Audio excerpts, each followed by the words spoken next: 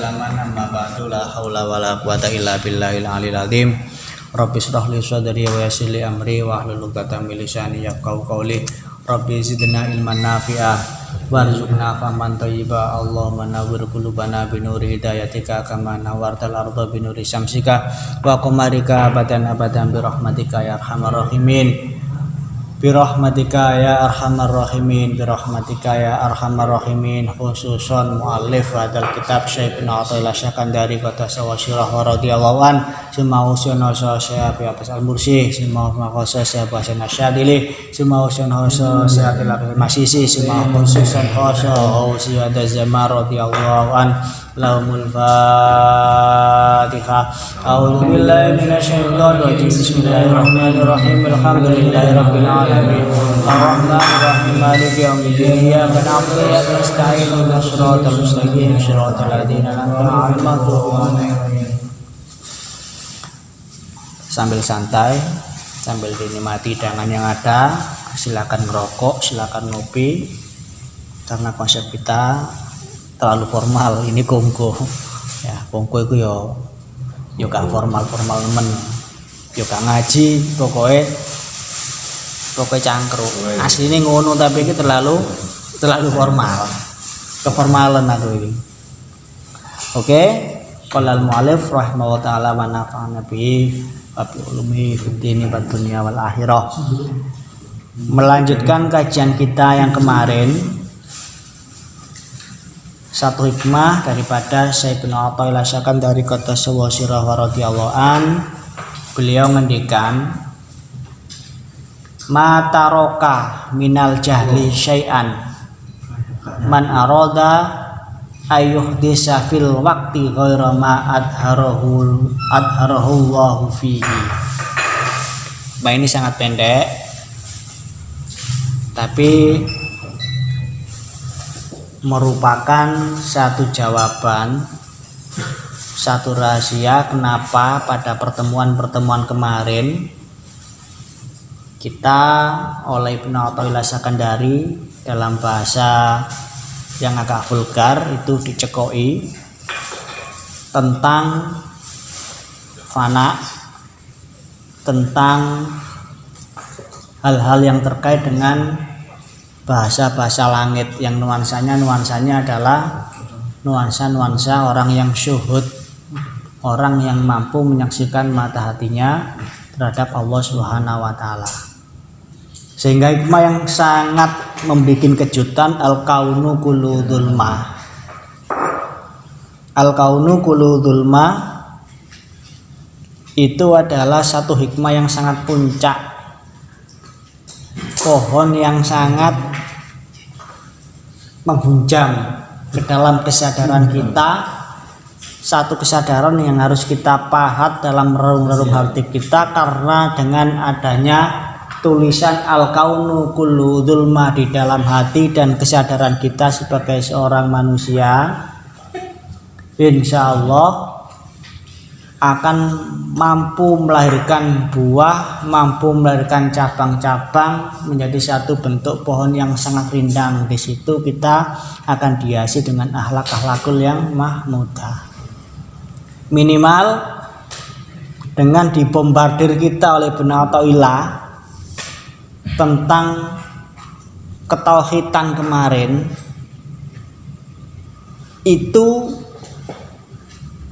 kita disetting untuk dihantarkan pada satu kenyataan, kita akan menjalani hidup dan kehidupan di dunia ini sebagai anak waktu yang senantiasa mampu memposisikan etika penghambaan kita di hadapan Gusti Allah.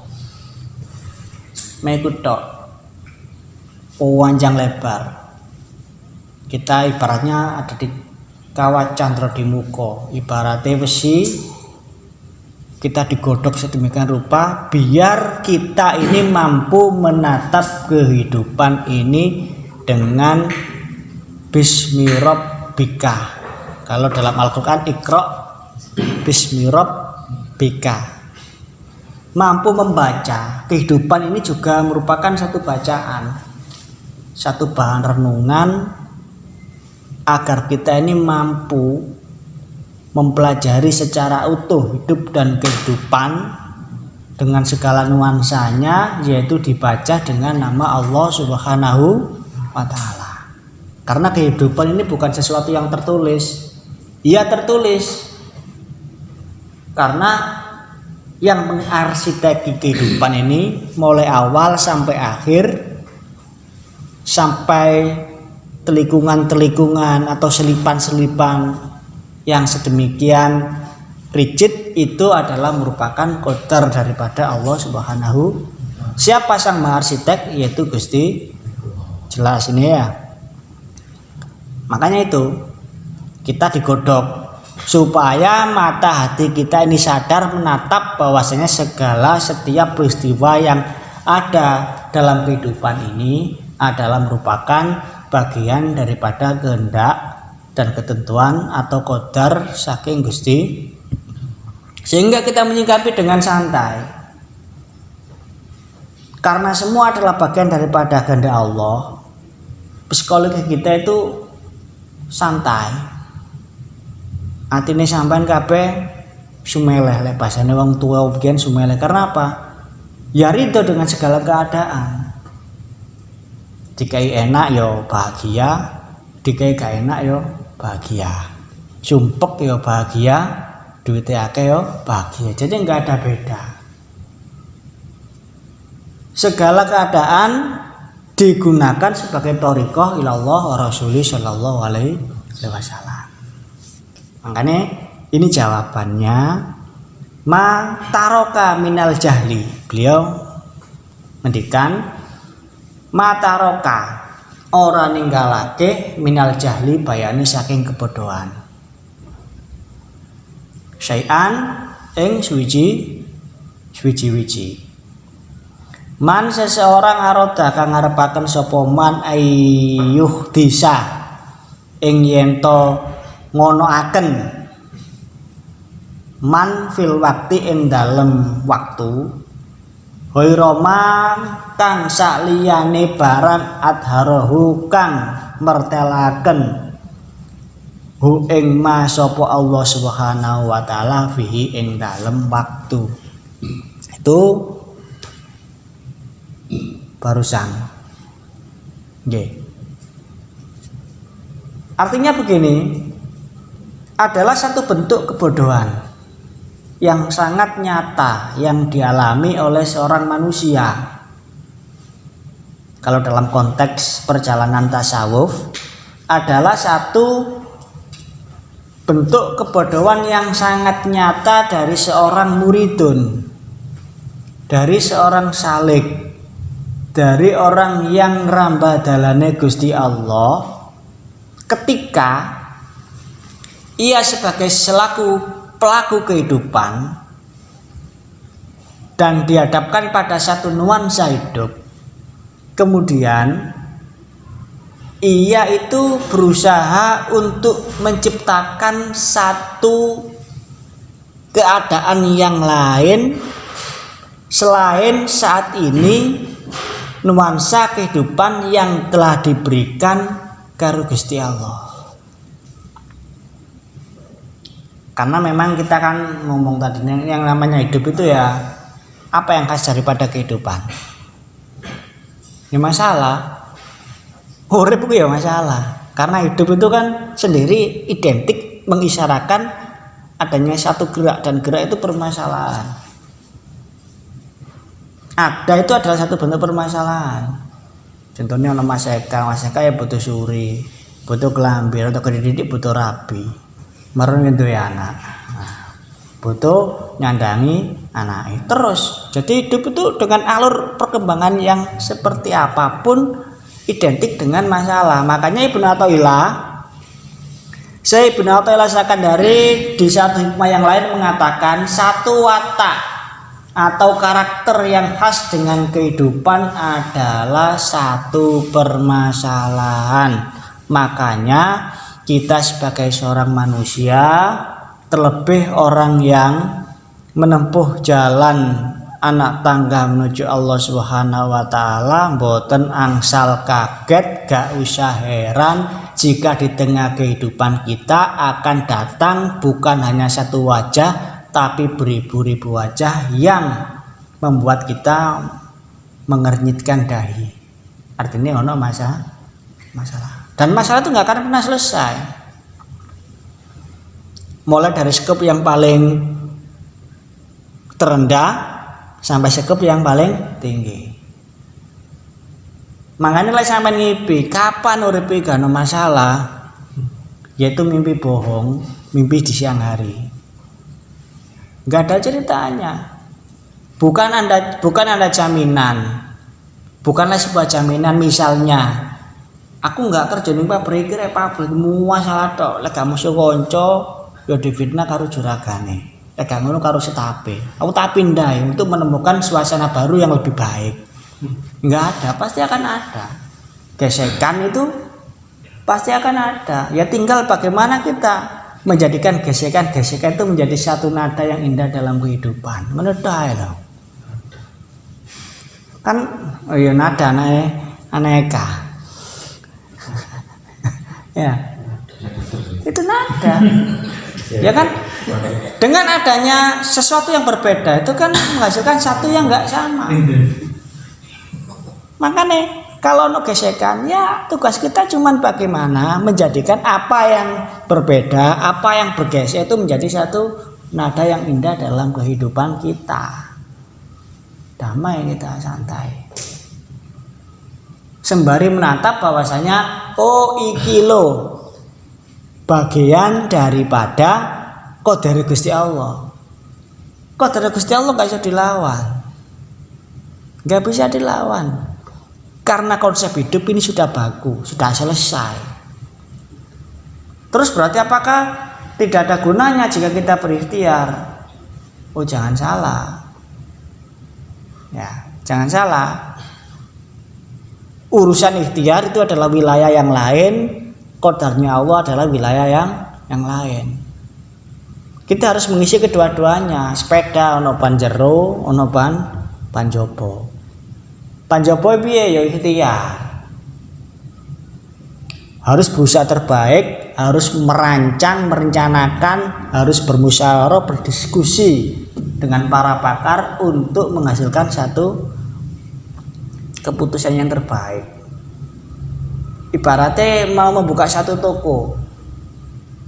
Ya harus hal-hal yang terkait itu kita pelajari karena orang yang ingin sukses dalam urusan duniawi bil ilmi kan harus dengan ilmu. Itu secara syariat. Ya kan harus mempelajari. Pingin ngomano.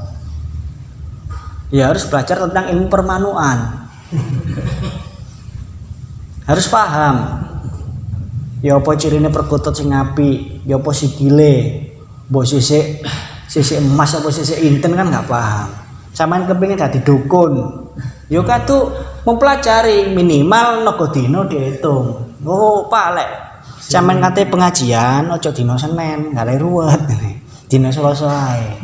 Itu kan merupakan satu bentuk bagaimana kita memanage berikhtiar dalam wilayah-wilayah ban Jawa mang iku. Lek masalah ban paham. Ban jero niku kan wis qadare Gusti Allah wisan niku. Kenapa? Contohnya bantu plus lagi. Betul itu. Saya sudah pikir itu betul bantu plus konsepnya. Tapi intinya qadar ya betul itu. Qadar betul bukan nggak terima betul itu paham itu. Tapi yang umum kayak seperti ini.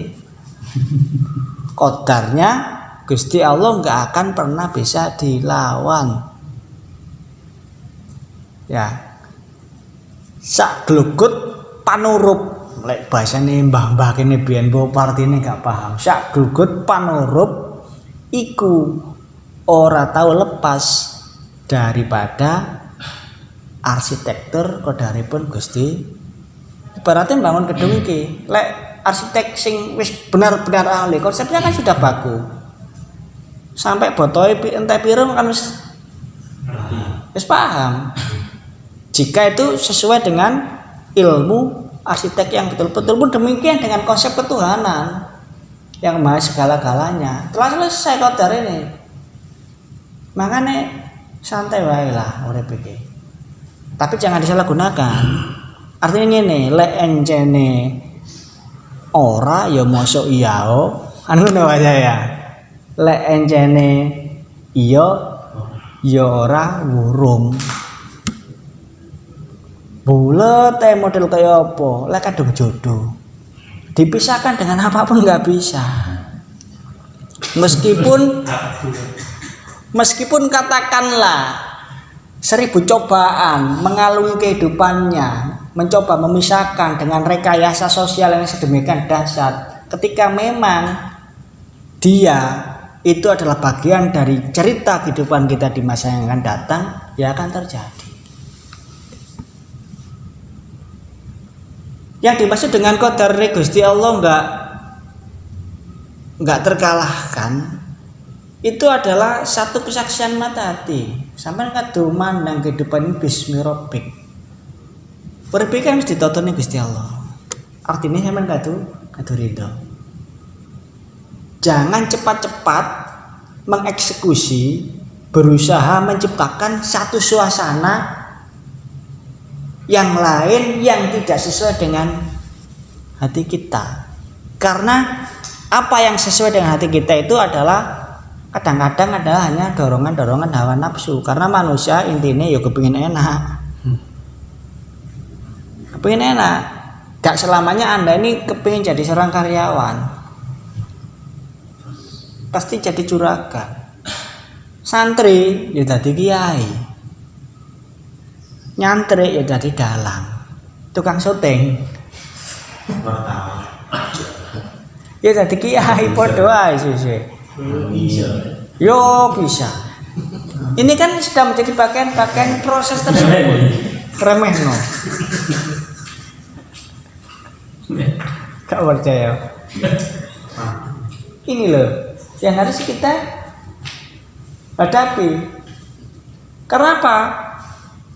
Badan kita terkadang kita terjebak pada satu lingkungan yang sama sekali tidak kita harapin.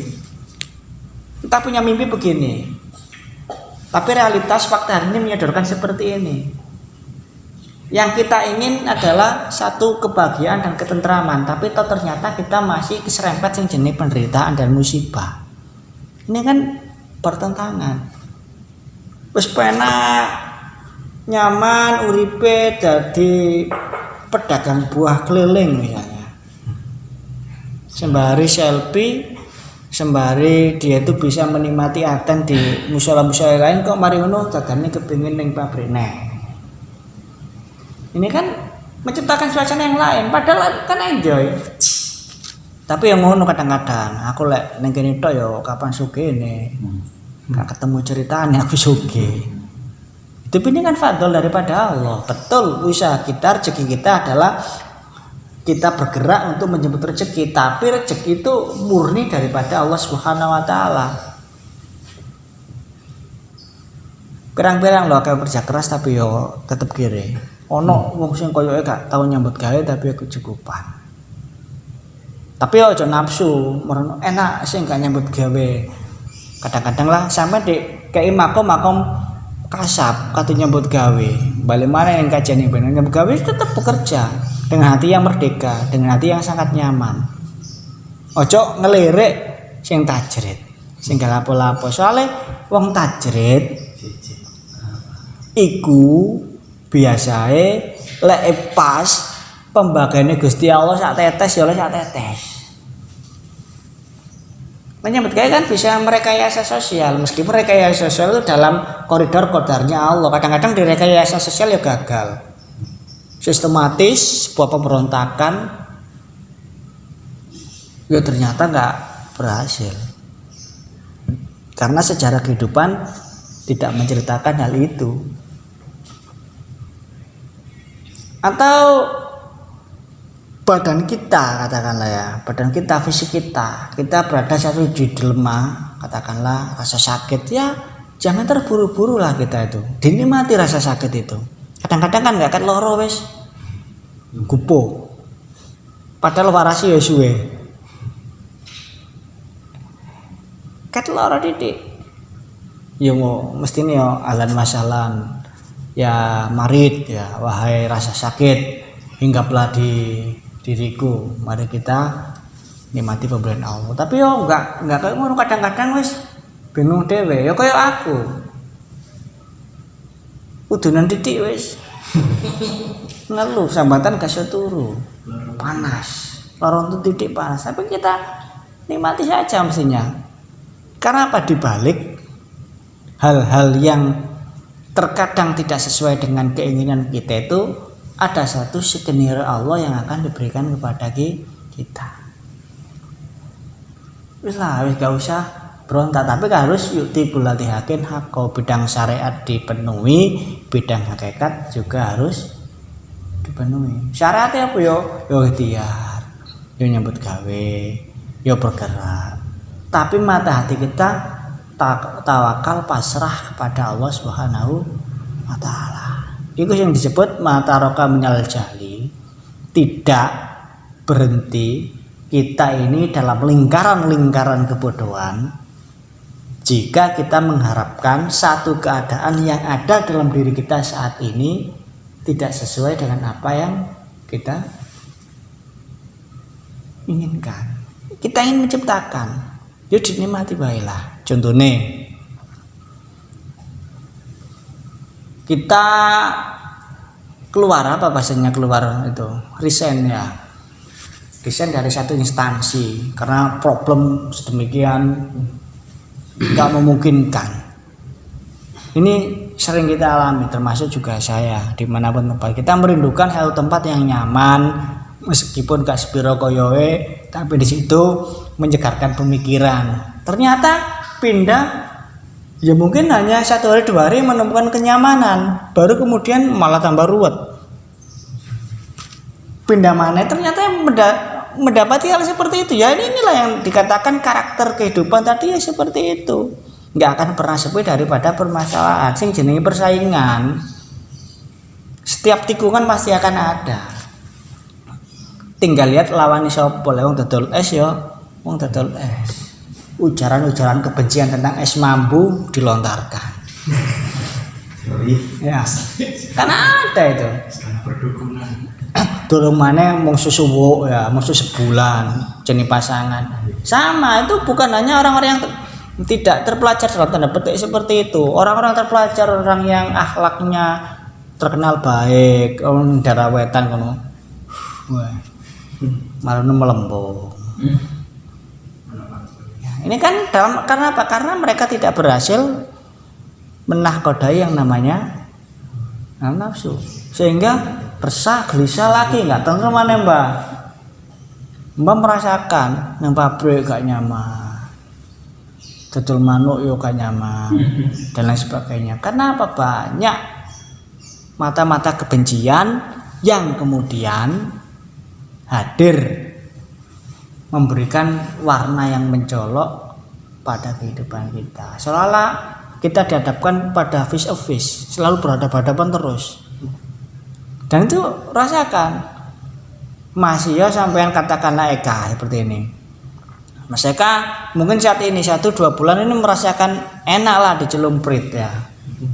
Setelah itu kemudian pasti akan merasakan hal yang lain karena konflik itu pasti akan ada. Bukan berarti kemudian menjustifikasi karena gumbul wong. Pasane Bang Toyib gumbul wong. Gumbul wong mesti ono aja nggak cocok. Kadang-kadang encene Ibu Eka piringnya roto pecah klonteng karena lagi perasaannya terlalu sensitif. Mungkin Mas Eka lagi head ya. Akhirnya timbul dugaan-dugaan yang lain. Itu kan mesti urip kumpul ya ngono iku. Urip sepi ya ngono iku padha menciptakan. Orang yang menjalani kehidupan saat ini akan merindukan kehidupan yang lain. Ketika kehidupan yang lain kita kejar, kita akan merindukan satu kehidupan yang kapan marine ya mari-mari. Makanya kita diajak menatap kehidupan ini bismi rabbik.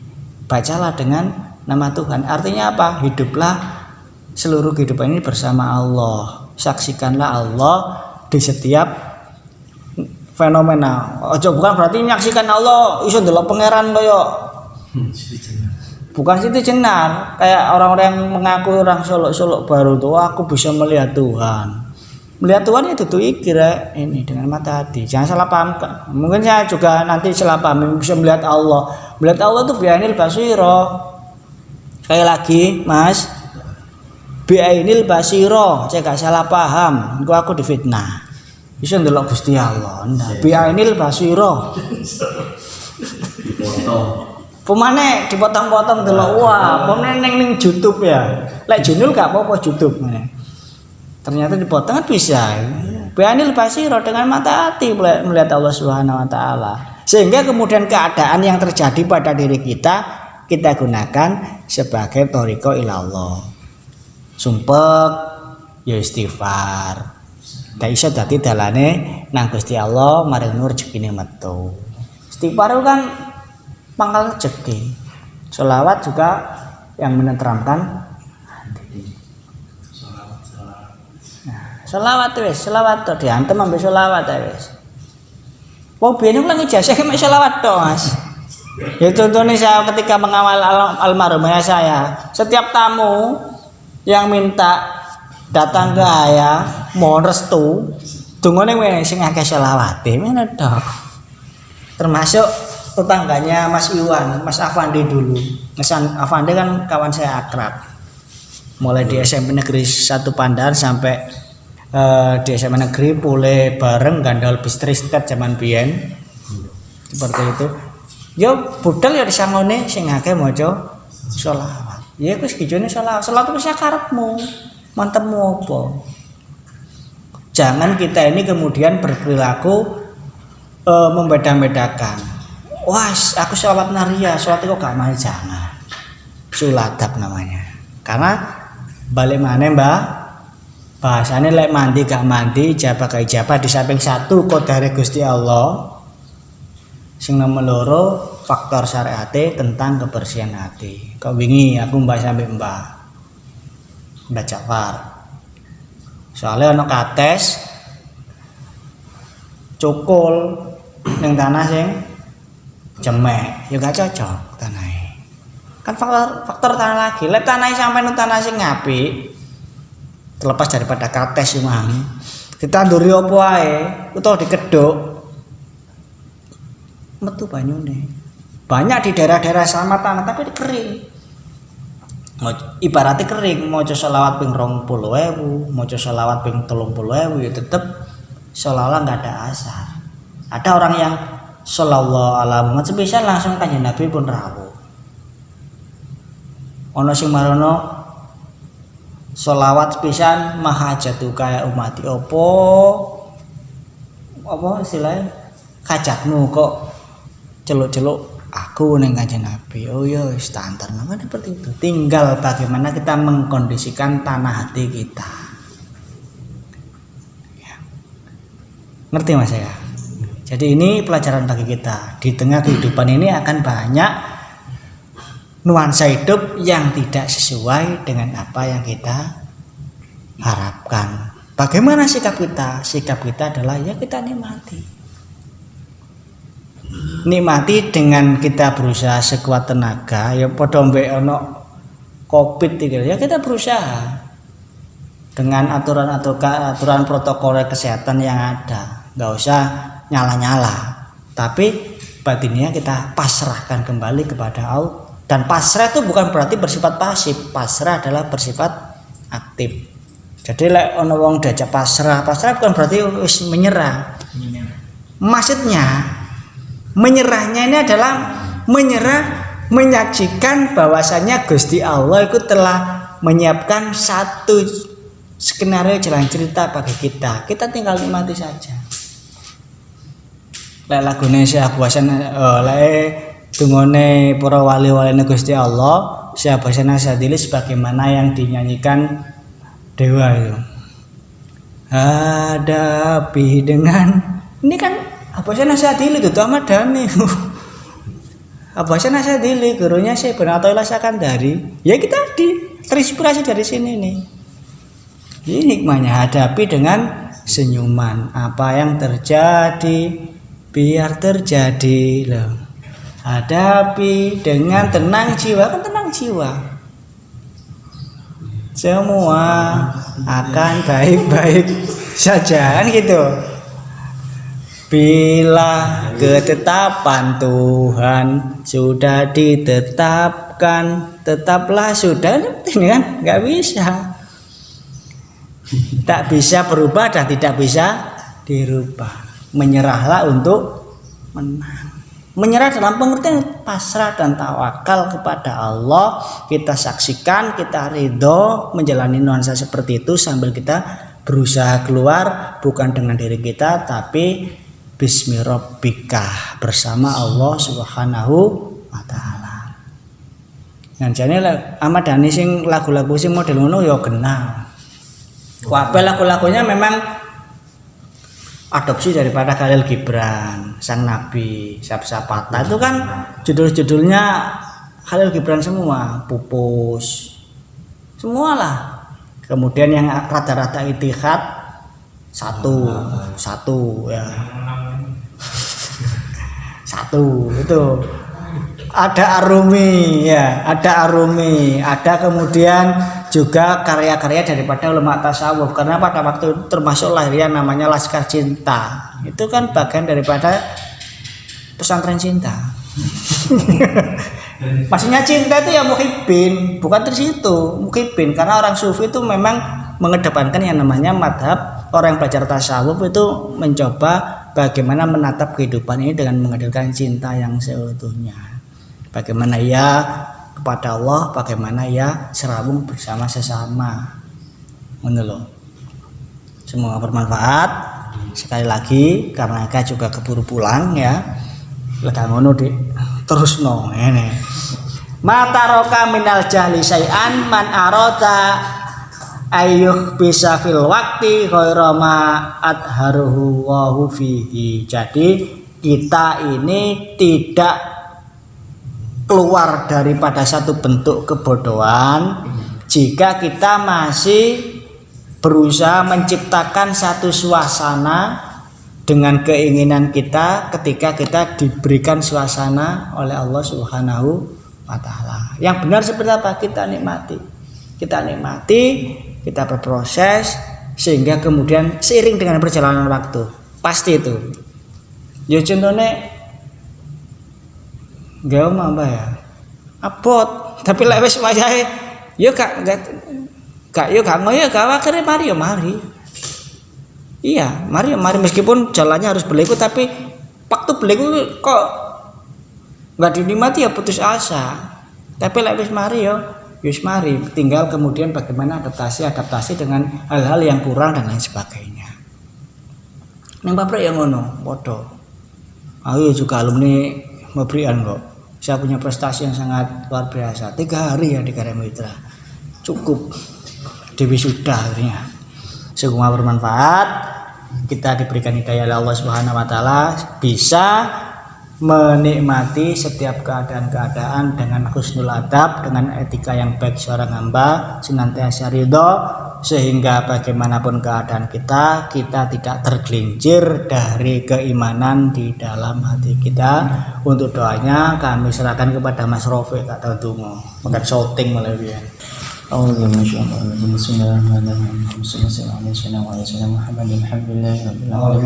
حمدا شاكرا لنا عمدا في نعمائك فمزيدا يا رب لك الحمد كما ينبغي جلال ذكر وعظيم سلطانك سبحان ربي العظيم الوهاب.